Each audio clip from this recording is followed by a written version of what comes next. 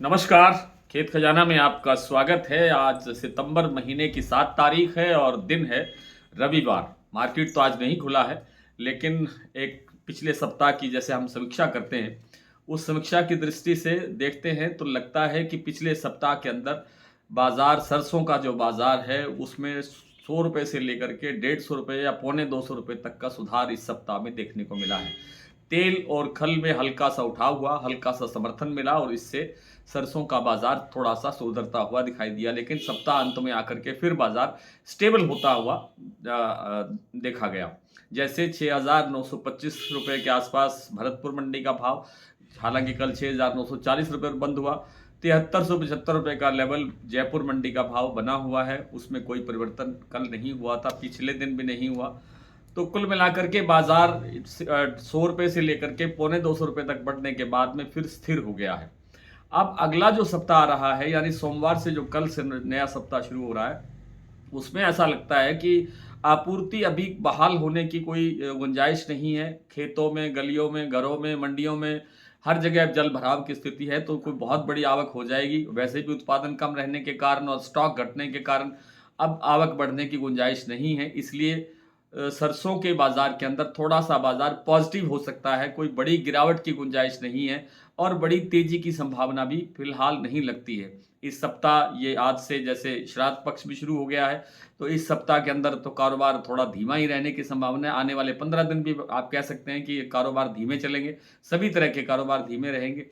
तो इस कारण से कोई सरसों के अंदर एकदम से बड़ी तेजी आ जाएगी, इसका इसका मुझे कोई अंदाज़ा लगता नहीं है कि ऐसा होगा। हाँ, विदेशी तेलों के अंदर कल से थोड़ा-थोड़ा सुधार देखने को मिल सकता है। मलेशिया पाम ऑयल बोर्ड की जो रिपोर्ट है वो 10 तारीख को जारी होगी, लेकिन एक अनुमान है कि ये जो रिपोर्ट आने वाली है ये पॉजिटिव रहेगी केएलसी के लिए, और केएलसी के पॉजिटिव रहने से सरसों तेल के बाज़ार को समर्थन मिलेगा और सरसों तेल के बाज़ार को समर्थन मिलने से सरसों के बाज़ार में बाज़ार पॉजिटिव रहेगा। कितनी तेज़ी आएगी ये नहीं कहा जा सकता, लेकिन बाज़ार पॉजिटिव रहेगा, सकारात्मक प्रदर्शन करेगा, ऐसा एक अनुमान लगाया जा रहा है। 7375 रुपये का जो जयपुर का भाव है वो 7500 इस सप्ताह या अगले सप्ताह में बनता हुआ देखा जा सकता है, या इसके आसपास 25 रुपये ऊपर नीचे भी हो सकता है। इसी तरह से जो भरतपुर मंडी का भाव है वो फिर एक बार 7000 को पार करके थोड़ा बहुत आगे बढ़ के प्रदर्शन कर सकता है, लेकिन इससे ज़्यादा की तेज़ी फिलहाल सरसों में आती हुई दिखाई नहीं दे रही है। हाँ, सितंबर के तीसरे सप्ताह के अंदर जब जैसे ही नवरात्रि शुरू होगा, फिर बाजार में 100-200 रुपये की गुंजाइश बनेगी बढ़ने की।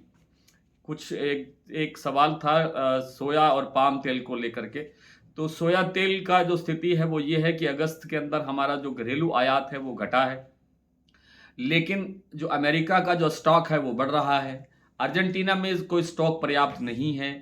घरेलू हमने बता दिया कि आयात घटा है और आपूर्ति तंग होने की संभावना है, लेकिन ये जो अभी जो फिलहाल जो सोया तेल का जो भाव है, कांडला बंदरगाह की बात करें तो 1230-35 रुपये के आसपास प्रति 10 किलो चल रहा है, और जो पाम तेल का जो भाव है वो है 1250-55 रुपये के आसपास। तो ये जो 15-20 रुपये का डिफरेंस है 10 किलो में, यानी 1.5 से 2 रुपये किलो का जो अंतर है, इससे सोया तेल की मांग बढ़ सकती है। सस्ता है सोया तेल, इसलिए सोया तेल की मांग बढ़ सकती है और लंबी अवधि के लिए, यानी दीपावली तक की अगर हम मान के चलें तो सोया तेल के अंदर 5 रुपये किलो की तेजी की संभावना यहाँ से बनती हुई देखी जा सकती है। अंदाजा है 5 रुपये के आसपास।